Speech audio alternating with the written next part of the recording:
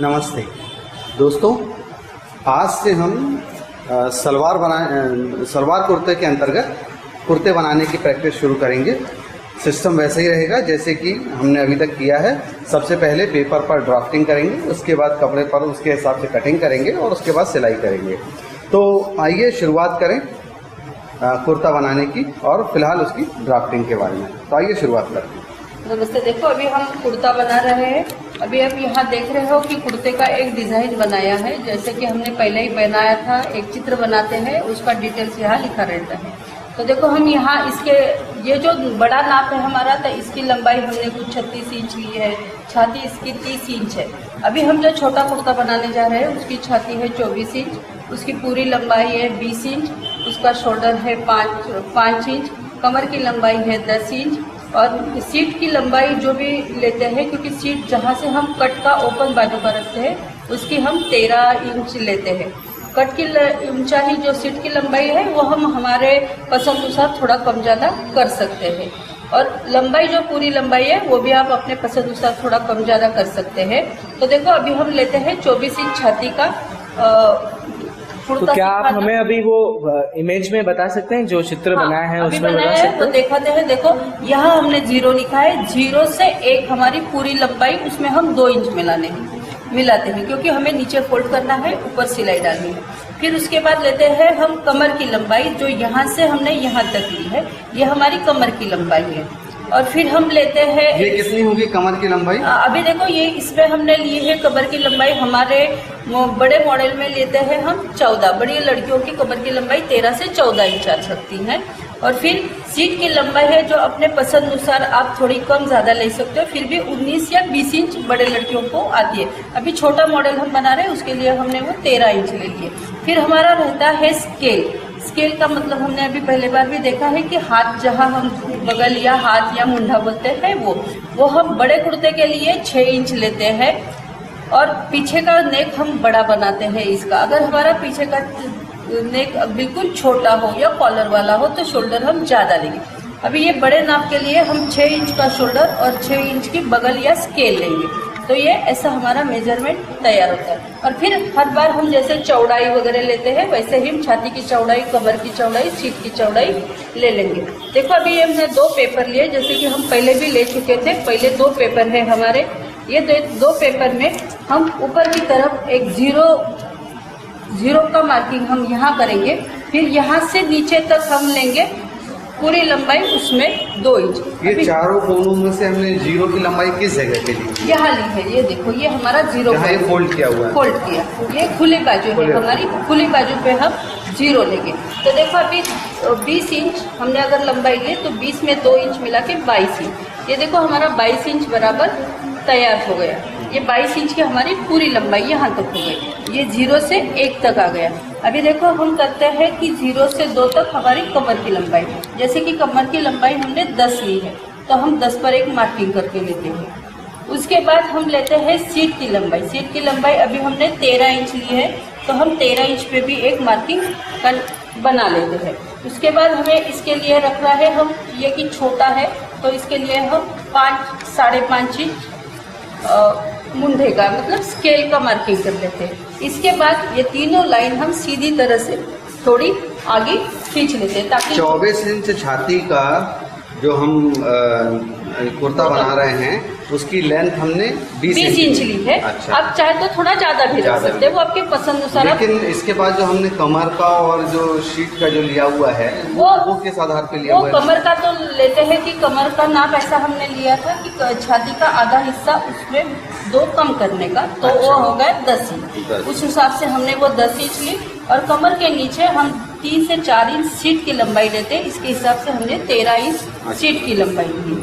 देखो ये इसमें थोड़ा आधा 1 इंच इधर उधर हो सकता है, क्योंकि कोई अगर लंबा हो, कोई थोड़ा उसकी हाइट कम हो तो, लेकिन इतना हम थोड़ा सा फ्लेक्सिबल इसमें रखते हैं। देखो अभी हमने तीनों लाइन खींच ली है। इसके बाद पहले लाइन पर जहाँ हमने वो स्केल डाला था वहाँ हम लेंगे छाती का चौथा हिस्सा, उसमें 2 इंच मिलाएंगे। छाती का हिस्सा था 4, चौथा इसमें 2 इंच मतलब 8 इंच हो गए। अभी ये 24 और 2 8, ये देखो 6 4 24 प्लस 2 इंच 2 इंच यानी 8 हो गया। 8 हो गए। अभी 8 होने के बाद अब 1.5 इंच को अंदर लेके मार्किंग के लिए, मार्जिन के लिए एक मार्किंग करके रखेंगे, क्योंकि अगर फिर देखो अभी हमारी छाती तो वैसे 6 इंच आ गई थी, लेकिन अभी ये 6.5 हो गई। तो जो कि हम नाप लेते समय थोड़ा टाइट लेते हैं और उतना टाइट कपड़ा हम पहनते नहीं है, तो थोड़ा सा उसमें ढील लेना जरूरी होता है। इसके लिए हमने यहाँ आधा इंच छोड़ दिया और 1.5 इंच के लिए हमने मार्जिन ले लिया। अभी 24 छाती के लिए हमने अगर 20 इंच की कमर ली है तो उसमें भी हम छाती का चौथा हिस्सा उसमें 2 इंच मिलाएंगे। तो छाती का चौथा हिस्सा, सॉरी, कमर का चौथा हिस्सा आ गया 5 में 2 मिला के हो गया 7। तो ये हम 7 इंच का मार्किंग यहाँ कर देंगे। उसको भी वही तरीके से 1.5 इंच हम अंदर ले लेते हैं, तो ये दोनों हमारे यहाँ तक मार्जिन छूट जाएगा।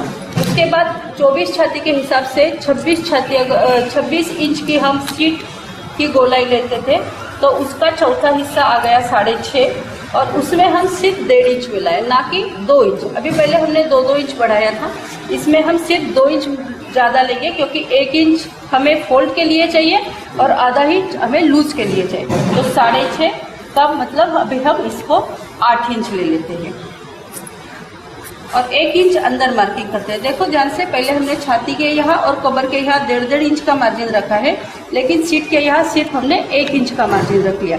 उसी हिसाब से नीचे का जो घेरा रहता है वो आप आपके पसंद अनुसार कम ज़्यादा कर सकते हो, लेकिन एक है नाप कि हम छाती का चौथा हिस्सा उसमें 2 या 3 इंच मिला दें।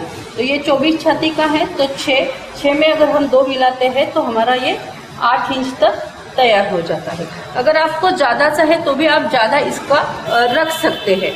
हाँ, अभी इसको भी हम 1 इंच का अंदर मार्किंग फोल्ड के लिए कर सकते हैं। अभी इतना हमारा सब मार्किंग होने के बाद हम तीनों ये सब बाहर के जो मार्किंग है वो जोड़ देते हैं। ये देखो ये स्ट्रेट होगा, इसको स्ट्रेट में बोलते हैं, इसका शेप स्ट्रेट आता है। चाहे तो इसको आप चाहे थोड़ा और अगर ज़्यादा चाहिए तो ऐसा थोड़ा तिरछा भी कर सकते हैं। वो फिर क्या अनारकली शेप में हो जाएगा? नहीं, अनारकली शेप तो और भी अलग है, क्योंकि अच्छा। उसको बहुत सारे पीस कटिंग करके ज्वाइन करने पड़ते हैं। वो एक साथ ऐसा कटिंग नहीं किया जाता, उसको सब छोटे छोटे पीस ऊपर की तरफ छोटे और नीचे की तरफ बड़े करके 16 पीस एक साइड को ज्वाइन करके फिर उसको बनाते हैं।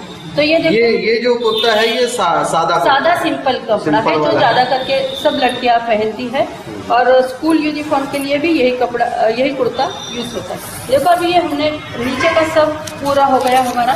उसके बाद हमने जो शोल्डर बोला है 5 इंच, वो 5 इंच का शोल्डर हम लेते हैं। इसमें 5 इंच ज़्यादा 5.25 इंच लेते हैं। यहाँ हमने निशान लगाया। उसके बाद हम 2 सीधा नीचे हमारा जो स्केल की लाइन थी वहाँ तक हम इसे जोड़ देते हैं। इसके बाद अभी ये छोटा नाप है हमारे लिए, तो इसके लिए हम 1 इंच ये कॉर्नर से लेते हैं। देखो यहाँ जहाँ ये 90 डिग्री का पॉइंट है, यहाँ से 1 इंच ऊपर लेते हैं और आधे इंच पे 2 निशान लगाते हैं, और फिर पीछे वाले का हिस्सा हम यहाँ से ऐसा लेते हैं और आगे का हिस्सा हम थोड़ा सा बनाते हैं। तो ये हमारे आगे पीछे के दोनों शेप हमारे तैयार हो गए। अगर हमारा साइज बहुत बड़ा है, मतलब 30 छाती का या उसके आगे का हम कर रहे हैं, तो यहाँ से हम 1.5 इंच लेंगे और एक मतलब वो 1.5 इंच पे हम बैक साइड का करेंगे और 3/4 उसके आधे पे हम फ्रंट का मार्किंग करेंगे। तो तरीका यही दोनों का भी एक जैसा है। देखो अभी ये हमारा पूरा डायग्राम हमारा आगे का पीछे का तैयार हो गया। अभी नेक शेप जो है वो हम यहाँ भी निकाल सकते हैं, लेकिन इससे अच्छा है कि डायरेक्टली हम कैनवास पेपर जो हम यूज करते हैं उस पर अगर हम निकालते हैं तो वो हमें सिलाई करने में बहुत आसान होता है। इसके लिए हम सिर्फ इतना ही करेंगे, यहाँ हम नेक का कुछ भी शेप नहीं करेंगे। अभी हम इसको कटिंग कर लेते हैं। जैसा कि हमने पहले बार भी कई बार देखा है कि कटिंग करते समय हम पहले बैक साइड कट करेंगे, तो अभी हम ये बैक साइड कट कर लेते हैं।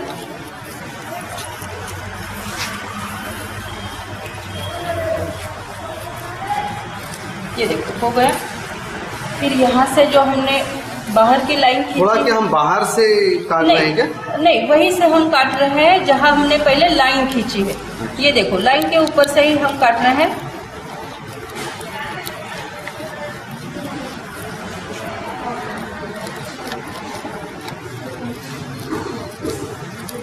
ये शायद बाहर ये, हाँ, इतना होने के बाद देखो यहाँ जो हमने 1.5 इंच का मार्जिन किया था वह हम एक छोटा सा खचका लगा के रखेंगे, ताकि बाद में हमें मालूम पड़े कि यहाँ हमें एक फिटिंग की सिलाई डालनी है।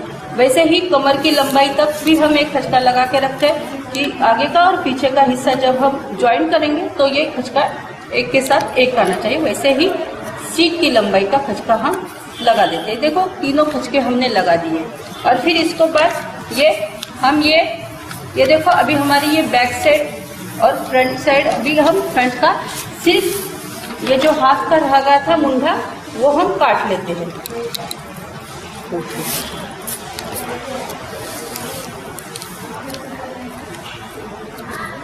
ये देखो अभी ये हाथ का, ये फ्रंट का हो गया हमारा और ये बैक का हो गया। देखो आप देख सकते हो तो एक हमारा ऐसे कंप्लीट दिखता है, एक कुर्ते का शेप हमको कंप्लीट दिखने लगा है लगभग, लेकिन ये बैक साइड का हाथ है और वो आगे का हाथ है। और यहाँ हम हमेशा फोल्ड लिख के रखेंगे क्योंकि हमें समझ में आ जाएगा कि ये फोल्ड है।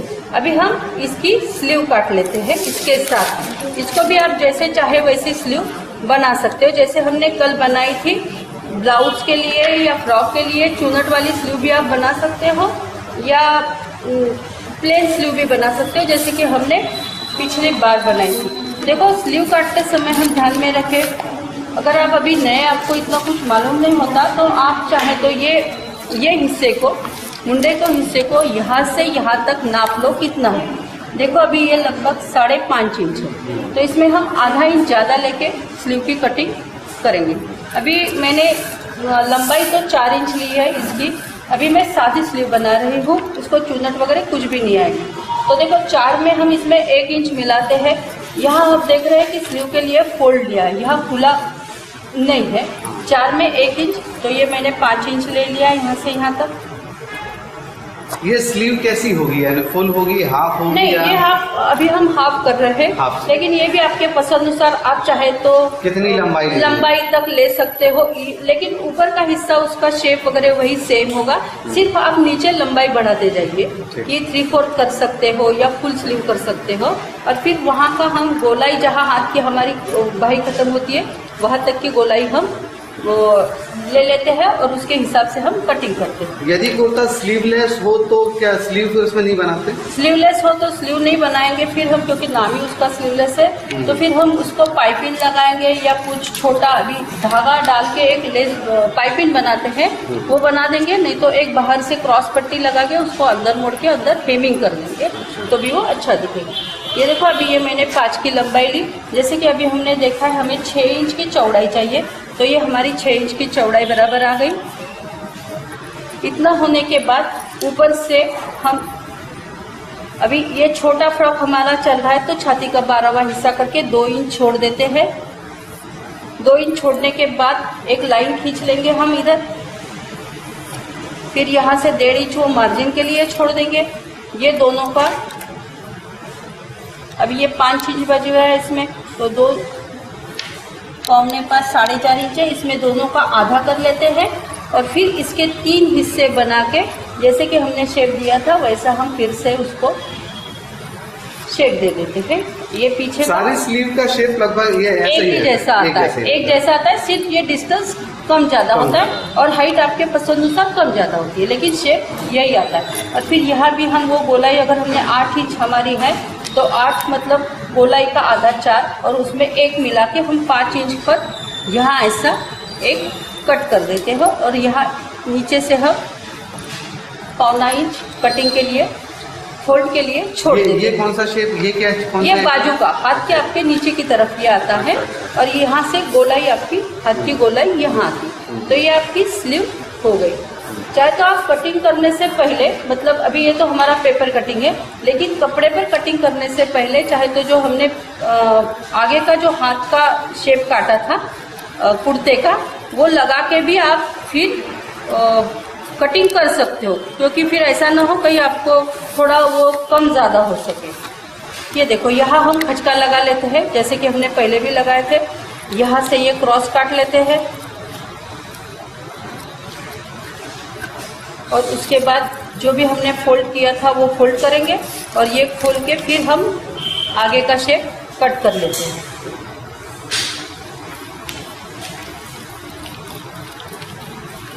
अभी इसमें ये फ्रंट हो गया। हाँ, ये अभी हमारा फ्रंट है और ये जहाँ के हम मार्किंग करके रखते हैं वो हमारा बैक है। तो ये हमारी स्लीव भी हो गई और हमारे ये दोनों पार्ट भी तैयार हो गए।